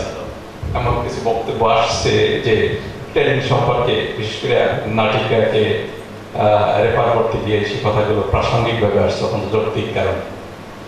হিউম্যান সাইকোলজিস্টরা বলেন কোনো একজন মানুষ সর্বোচ্চ 40 শিল্পী, কলাকুশলী, যারা যান্ত্রিক, সকলকে আবার অভিনন্দন জানিয়ে আমার বক্তব্য শেষ করছি। ধন্যবাদ।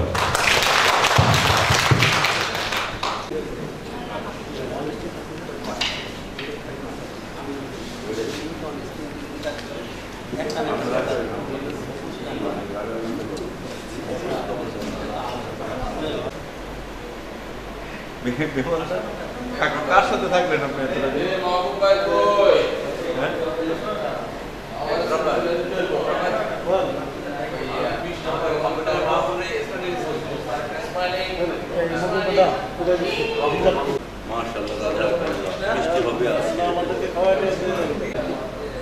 আপনারা এত নেগলেক্ট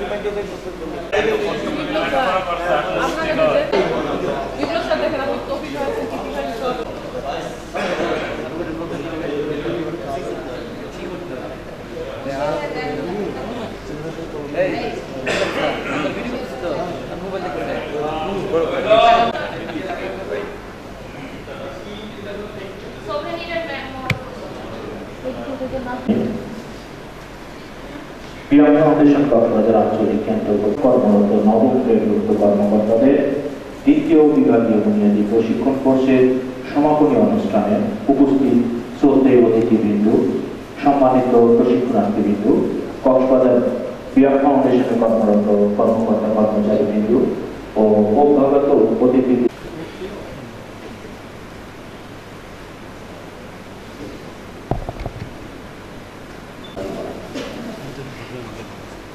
أعوذ بالله بسم الله الرحمن الرحيم قل هو الله أحد الله الصمد এ পর্যায়ে শ্রদ্ধেয় প্রধান অতিথির নিকট হতে সনদ গ্রহণের জন্য আমি সম্মানিত প্রশিক্ষণার্থীদের নাম ধারাবাহিক ক্রমানুসারে ঘোষণা করছি। কম্পিউটার, ঢাকা মহিলা পলিটেকনিক ইনস্টিটিউট।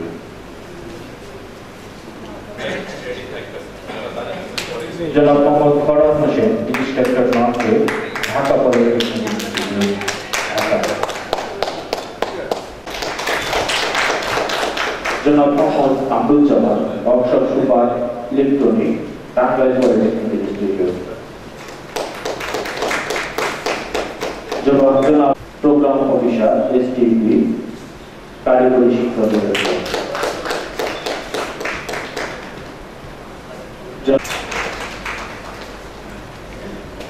জনাব গৌতম কুমার বিশ্বাস, ইন্সট্রাক্টর কে environment, Jhenaidah polytechnic institute, Jhenaidah. জনাব মোহাম্মদ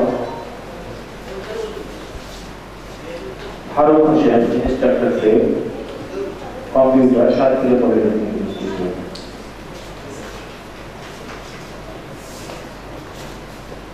জনাব Mohammad Shahin, instructor, IPCT, Khulna polytechnic institute. জনাব মোহাম্মদ সোহরাব হোসেন, ইন্সট্রাক্টর কে এনভায়রনমেন্টাল, খুলনা পলিটেকনিক ইনস্টিটিউট।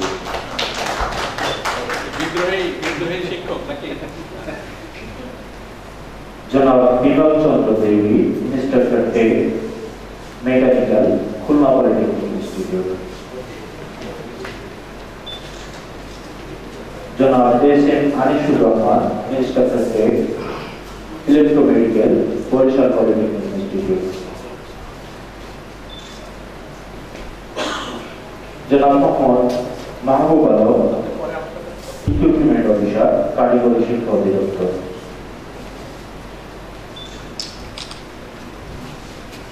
জনাব Biplob Kumar Sarkar, instructor tech, mechanical, Mymensingh polytechnic institute.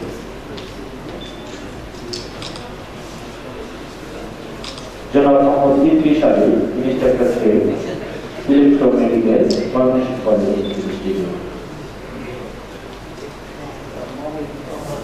জনাব A K M Mizanur Rahman, instructor নর্থে, Mymensingh polytechnic institute. Very smart, ঘোষক, অনেক কিছু, গায়িকা, গায়ক। জনাব Fakhrul Islam Chowdhury, instructor tech, electronics, Habiganj polytechnic institute. জনাব মোহাম্মদ আসাদুজ্জামান, ইন্সট্রাক্টর নর্থে, Jhenaidah polytechnic institute. Ideal principal নাকি?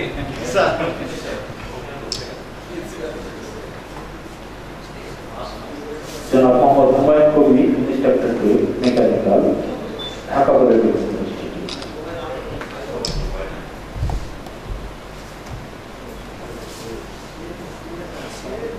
জনাব সনের দাস, মিনিস্টার চক্রে মেকানিক্যাল, চট্টগ্রাম পলিটেকনিক ইনস্টিটিউট। জনাব মোহাম্মদ আব্দুল বারি, মিনিস্টার চক্রে ইলেকট্রনিক্স, চাঁপাইনবাবগঞ্জ পলিটেকনিক ইনস্টিটিউট। আপনাদের এটিকেটস ম্যানেজমেন্ট পড়াইছে কি আছে class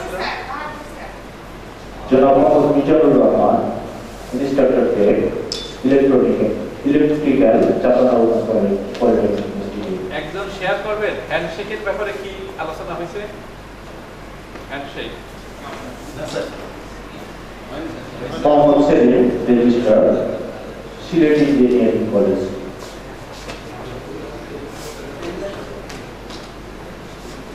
Hafiza Sultana, Shah instructor tech food, Narsingdi polytechnic institute. জনাব Abida Sultana, minister tech food, Kishoreganj polytechnic মঞ্চ ইনস্টিটিউট। ফাটানো দেশাত্মবোধক গায়িকা নাকি? জনাব Hafizur Rahman, minister tech electrical, Dhaka polytechnic institute. জনাব মাকসুদা বাকিন মকুল, minister tech computer, Narsingdi polytechnic institute. বহুগুণের অধিকারী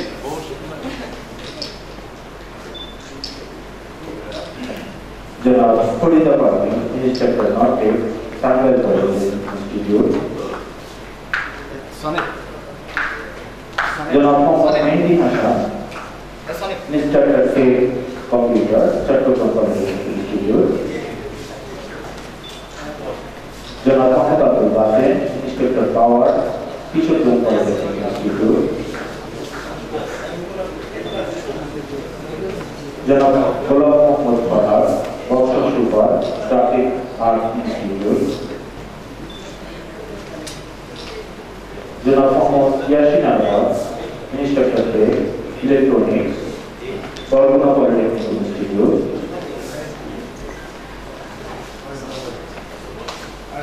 জনাব Durgacharan Roy, minister north chemistry, Rajshahi polytechnic institute.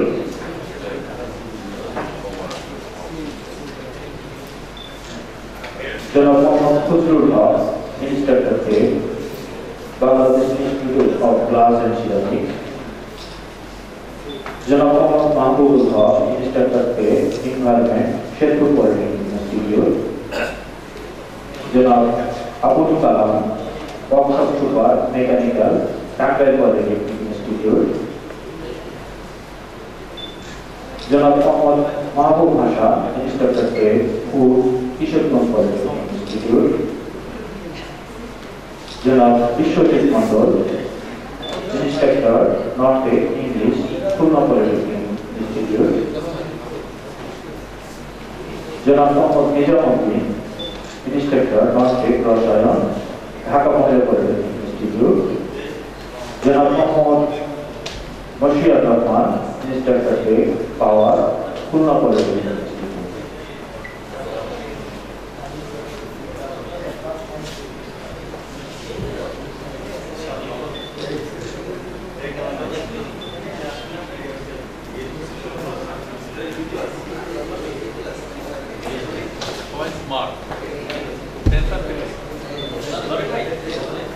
ধন্যবাদ। সুধীবৃন্দ, এই পর্যায়ে সম্মান।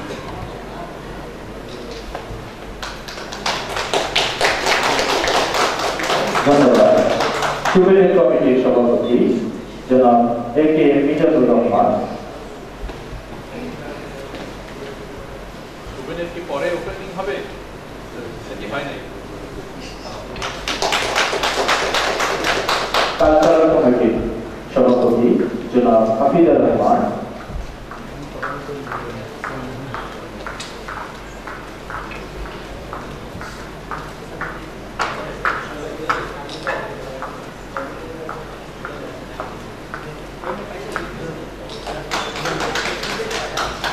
ধন্যবাদ। হিস্টোরিক্যাল কমিটির সভাপতি জনাব মোহাম্মদ শাহিন।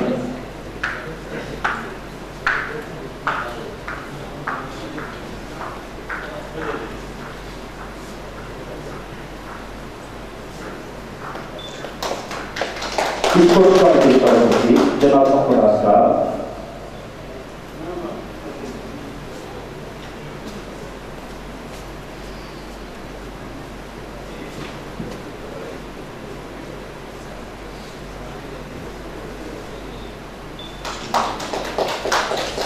ওয়াল ম্যাগাজিন কমিটির সভাপতি জনাব মোহাম্মদ আব্দুল বাতেন,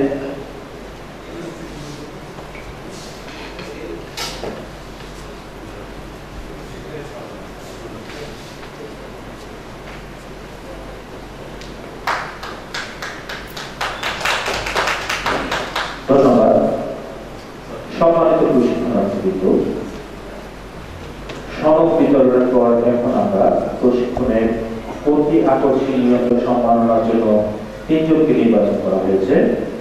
তাদের নাম ঘোষণা করছি এবং সেই সাথে সম্মানিত প্রধান অতিথিদের নিকটে সম্মাননা টেস্ট গ্রহণ করার জন্য আমি বিশেষভাবে অনুরোধ করছি। তৃতীয় স্থান অধিকার করেছেন জনাব বিশ্বজিৎ মন্ডল, ইন্সট্রাক্টর ইংলিশ, খুলনা মহিলা পলিটেকনিক ইনস্টিটিউট।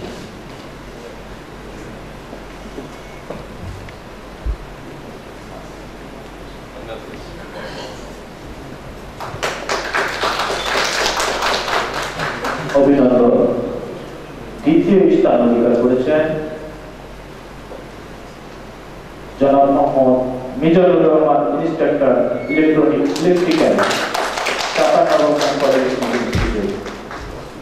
রসপাল দিয়ে বলো না, তো বড় অ্যাসিস্ট্যান্ট সুন্দর করে বলো।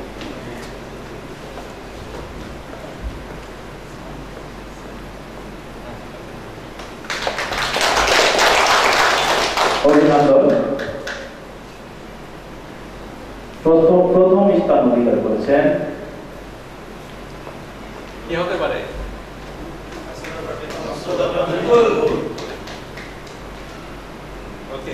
জনাব Maksuda Parvin Nakul, instructor computer, Narsingdi polytechnic institute.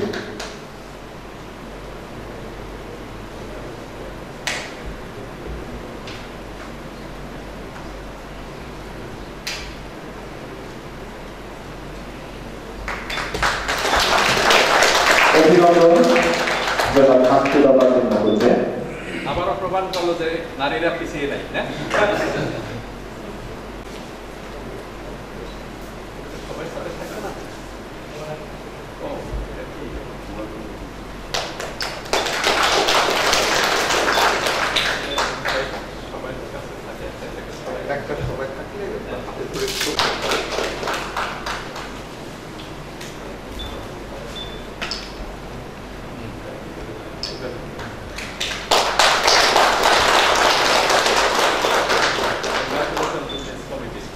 ধন্যবাদ। সেদিন আমি এই ব্যায়াম ফাউন্ডেশন কক্সবাজারে পদার্পণ করি। আসলে যেদিন আমি এই ফাউন্ডেশন ট্রেনিং কোর্সে আসি, আমি জাস্ট 3 জনকে চিনতাম আমাদের দেশে, 4 জনকে চিনতাম, আর 40 জন পার্টিসিপেন্টের কাউকে আমি চিনতাম না। আসলে এই ফাউন্ডেশন ট্রেনিং কোর্সে এসে আমাদের 40 জনের সঙ্গে একটা হৃদ্যতাপূর্ণ সম্পর্ক, যেটা আমার কাছে খুব ভালো লেগেছে। আর বিশেষ করে এই ট্রেনিং কোর্সে এসে আমরা অনেক ভালো স্পিকার পেয়েছি, যাদের সান্নিধ্য আমাকে অনেক মুগ্ধ করেছে, যেটা যাদের কথাবার্তা, যাদের এই প্রশিক্ষণের অনেক আচার আচরণ, নিয়মকানুন, যা আমাদের বিশেষ করে আমার এবং আমার যারা সহকর্মী আছে তাদের সকলেরই জীবনের অনেক কাজে আসবে, যা আমরা অফিসিয়াল ক্ষেত্রে গিয়ে আমরা প্রয়োগ। যেটি আমাদের বেদনার দিন, কষ্টের দিন, আমরা এখানে এসেছিলাম 19 জানুয়ারি। আমাদের এই ট্রেনিং প্রশিক্ষণ শুরু হয়েছিল, 2 মাস ব্যাপী ছিল এই প্রশিক্ষণ। যেদিন আমি শুনতে পেলাম যে আমার কক্সবাজারে আমার প্রশিক্ষণ, সেদিন আমার মনটা খুবই খারাপ ছিল। 2 মাস আমি কিভাবে দূরে গিয়ে ফ্যামিলি রেখে থাকবো। তারপর আমি আমার এই বিষয়গুলোর কথা চিন্তা করে আমি কারিগরি অধিদপ্তরে যাই, তাদের স্যারের সাথে কথা বলি ট্রেনিং চেঞ্জ করার বিষয়ে। কিন্তু স্যার বলেন যে তুমি এই অল্প দিনে জয়েন করে তোমার তো সৌভাগ্য যে তুমি অল্প সময় তুমি ট্রেনিং পেয়েছো, এটা তোমার জন্য অনেক ভালো একটা বিষয়। অনেকে আছে 2-3 বছর বা অনেকে 15 বছর পরে এই ট্রেনিংটা পেয়েছে, কিন্তু তুমি যেহেতু এটা আগে পেয়েছো, তুমি এটার মাধ্যমে অনেক কিছু শিখতে পারবে, অনেক কিছু জানতে পারবে, যেহেতু এটা ভিত্তি গঠন করবে। তো যাই হোক, স্যারের কথা মেনে নিলাম, তারপর চলে আসলাম, এসে প্রস্তুতি নিলাম মানসিকভাবে। খুবই খারাপ লেগেছিল আসার সময় কিভাবে 2 মাস কাটবে, বাট এখানে যখন আসলাম আমরা 40 জন ছিলাম, এমন একটা পরিবেশে ছিলাম যেন মনে হয়েছে আমাদের নিজেদেরই পরিবার। এখানে অনেক ব্যস্ততার মাঝে সময় কেটেছে, ভোর 5টা থেকে আমাদের শুরু হয়েছে ঘুম থেকে ওঠা। আমি আমার লাইফে কখনো ঘুম 5টায় উঠিনি, মানে বিশেষ কোনো কারণ ছাড়া, কিন্তু এখানে আমার রেগুলার উঠতে হয়েছে। একটা টাইম শিডিউল ছিল, যে শিডিউল অনুযায়ী আমরা এখানে চলেছি, ক্লাস করেছি। প্রেক্ষাপট, সময়, বিভিন্ন ডাইমেনশন কিন্তু বিভিন্নভাবে বদলে যাচ্ছে। সরকার কিন্তু সর্বোচ্চ পর্যায় থেকেও শত চেষ্টা করেও এই প্রাইভেট টিউশনিকে সম্ভবত নির্মূল করা যায় না। তার কারণ হচ্ছে যে যদি সমাজ থেকে সেরকম জনগণের মধ্যে সেরকম সচেতনতা এবং জাগরণ অন্তরস্তর থেকে ধন্যবাদ কৃতজ্ঞতা জানিয়ে আমার বক্তব্য এখানে শেষ করলাম। সেগুলি অবশ্যই আমি আমার ব্যক্তিগত জীবন, আমার রাষ্ট্রীয় জীবন, এই দেশ আপনার আমার সকলের দেশকে ভালোবাসা ইমানের অঙ্গ এবং দেশকে ভালোবাসা, দেশের উন্নয়নে সরকারের যে সকল কমিটমেন্ট, সবচেয়ে বড় 4টা বিষয় এখন আমাদের সামনে, এটা গুড গভর্নেন্স, যেটা আমরা বলি দুর্নীতি, সন্ত্রাস, মাদক, সাম্প্রদায়িকতা। এই বিষয়গুলোর উপর সরকার এখন কদিন আগে ছিল ইলেকশন ম্যানিফেস্টো, এখন কিন্তু সরকার কমিটমেন্ট, অঙ্গীকার, এগুলি বাস্তবায়নের জন্য আমরা যে যে পর্যায়ে আছি অ্যাটলিস্ট আমি চেষ্টার কমিটমেন্ট নিয়ে এখান থেকে যাব। আমি বলছি না যে আপনি একা একা সব উদ্ধার করতে পারবেন, বাট আমি তো চেষ্টার কমিটমেন্ট করতে পারি। কি বলেন? আমরা কমিটেড ইনশাআল্লাহ, আমরা আল্লাহ সাহায্য করবে আমাদের। আমরা আমরা আবারও আমি ধন্যবাদ দিই, যদি আমাদের পরিচালক মহোদয় নাই, তার অনুপস্থিতি আমাদের আমাদের এডিশনাল আরএফসি মহোদয়, উনি ওনার ব্যস্ততার মাঝেও এখানে সময় দিয়েছেন, ওনাকে ধন্যবাদ। আমাদের আমাদের সম্মানিত অধ্যক্ষ মহোদয়, উনি সবসময় আন্তরিক আমাদের এই বিয়ানকে কোঅপারেট করেন ইন অল রেসপেক্ট, এই জন্য ওনার প্রতি ধন্যবাদ এবং কৃতজ্ঞতা। আমাদের যারা এই ডাইরেক্টর অনুপস্থিত থাকা সত্ত্বেও আমাদের কোর্স কোঅর্ডিনেটর, আমাদের এও সহ যারা অন্যান্য সহকর্মী ছিলেন, সকলকে ধন্যবাদ এবং আপনাদেরকে ধন্যবাদ যে আপনারা রেগুলার ডাইরেক্টর না থাকা সত্ত্বেও আপনারা সুশৃঙ্খলভাবে আপনারা সকল পর্যায়ে অংশগ্রহণ করেছেন, কোনো রকমের মিসহ্যাপ হয় নাই, উল্লেখযোগ্য কোনো মিসহ্যাপ হয়নি। এই জন্য আবারও আপনাদের ধন্যবাদ এবং কৃতজ্ঞতা জানিয়ে আমার বক্তব্য শেষ করছি। আল্লাহ হাফেজ। অতিরিক্ত শরণার্থী ত্রাণ ও প্রত্যাবাসন কমিশনার কক্সবাজার মহোদয়কে তার বক্তব্য রাখার জন্য বিশেষভাবে অনুরোধ করছি।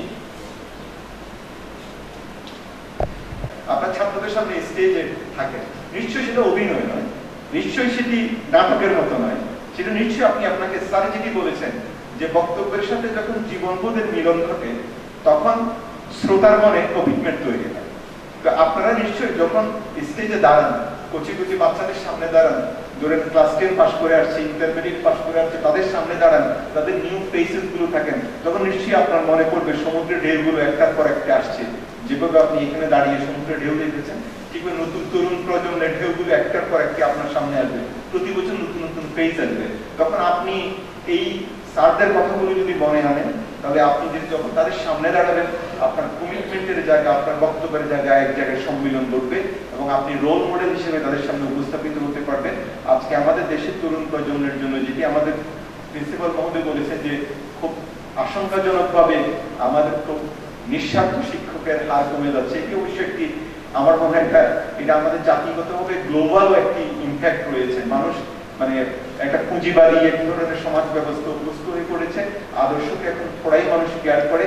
You have money your pocket, people don't care what is the source of money, you are given this sealed by the general commerce, you know. So that is the situation. But তারপরেও আপনার শিক্ষক হিসাবে আপনাদের দায়িত্বের জায়গা থেকে যখন আপনি রোল মডেল হিসেবে আপনাকে প্রেজেন্ট করবেন, তখন কিন্তু এই তরুণ প্রজন্ম যারা, তারা আপনাকে ফলো করবে, আপনার কিভাবে কথা বলেন, কিভাবে হাঁটেন, কিভাবে জামা পরেন, সবকিছু ফলো করবে এবং আপনার আদর্শের দিকে যাবে। আমরা আশা করি এই 2 মাস ব্যাপী বুনিয়াদী প্রশিক্ষণ কোর্স আপনাদেরকে সে ধরনের একটি রোল মডেল হিসেবে তৈরি করার ক্ষেত্রে গুরুত্বপূর্ণ ভূমিকা রাখবে। আপনাদের সবাইকে ধন্যবাদ এবং এর মাধ্যমে আজকের অনুষ্ঠানে এখানে সমাপ্তি ঘোষণা করছি। ইয়ে তো আছে, মেইলে রেসপন্ড করবো। সেই ক্ষেত্রে সরকারের সহযোগিতা পাওয়ার জন্য বা কারো যদি ব্লেসিং লাগে কোনো অথরিটি, সেটা আমি চেষ্টা করব। আমি চেষ্টার কমিটমেন্ট দিলাম শুধু, আমার তো আমার হাতে না হয়, আমার মিনিস্ট্রিও না বা আমার ইয়ে না। কিন্তু যেহেতু কারিগরি এখানে বরিশালের একজনকে বলছিলাম, আমার সাথে একটু কথা বলছি, বরিশালে কে জানো, আমার কাছাকাছি যেহেতু বরিশাল, আপনি দেখেন বরিশালের তো একটা ডিভিশনাল হেডকোয়ার্টার, অনেক বড় এরিয়া আছে। আপনি ডিভিশনাল কমিশনার, ডিসি, ওনাদের সহযোগিতা আপনি পাবেন, ঠিক আছে? এরকম একটা কিছু করেন যাতে যাতে ওইরকম কিছু করা যায়। আমি দেখছি যে বগুড়াতে এই ভোকেশনাল একটা ভোকেশনাল ট্রেনিং ইনস্টিটিউট, এটা ইয়ে না, এই ফর্মাল পলিটেকনিক না, বাট সেখানে বিভিন্ন ট্রেডে যারা ট্রেনিং দেয়, শর্ট টার্ম ট্রেনিং, আপনাদের মতো ডিপ্লোমা ইয়ে না, আপনারা তো ওদের যারা স্টুডেন্ট তারা লম্বা কোর্স, কতদিনের? 4 বছর, এর নিচে কিছু নাই, শর্ট কোর্স নাই। তাইলে আপনাদের ভিতরে যারা ভালো রেজাল্ট করে, আগে করে গেছে, সেগুলি যদি কিছু ইয়ে করেন, আমি জাস্ট একটু ইনস্ট্যান্ট দিচ্ছি, ধারণা দিচ্ছি, আমার থেকে আপনারা আরো বেশি ভালো, তাদেরকে আপনি মোবিলাইজ করেন। তাদেরকে এরকম বেকার আছে বা আছে, তার চাকরি পায় নাই, চাকরির দরকার নাই, don't seek job, create job. তোমার আন্ডারে চাকরি করবে আরো অনেকে, সেটাই করবে। সেই সুযোগ তো আপনি তাকে দিয়ে দিচ্ছেন, সেই শিক্ষা তাকে আপনাকে দিয়ে দিচ্ছেন, সেই পোটেনশিয়ালিটি তাকে আপনি দিয়ে দিচ্ছেন। চাকরি তো বুঝে নেই আজকে, চাকরির সরকারি যে পদ, লিমিটেড পদ, হাজার হাজার দরখাস্ত, কেন? Why should I go for that? আমি প্রোডাক্টিভ একটা কিছু করি, আমি ক্রিয়েটিভ একটা কিছু করি। তাইলে এইগুলি আপনাদের একটু চিন্তা করার দিলাম, যদি পারেন আই উইল অ্যাপ্রিসিয়েট। হ্যাঁ, thanks for taking extra time. Okay,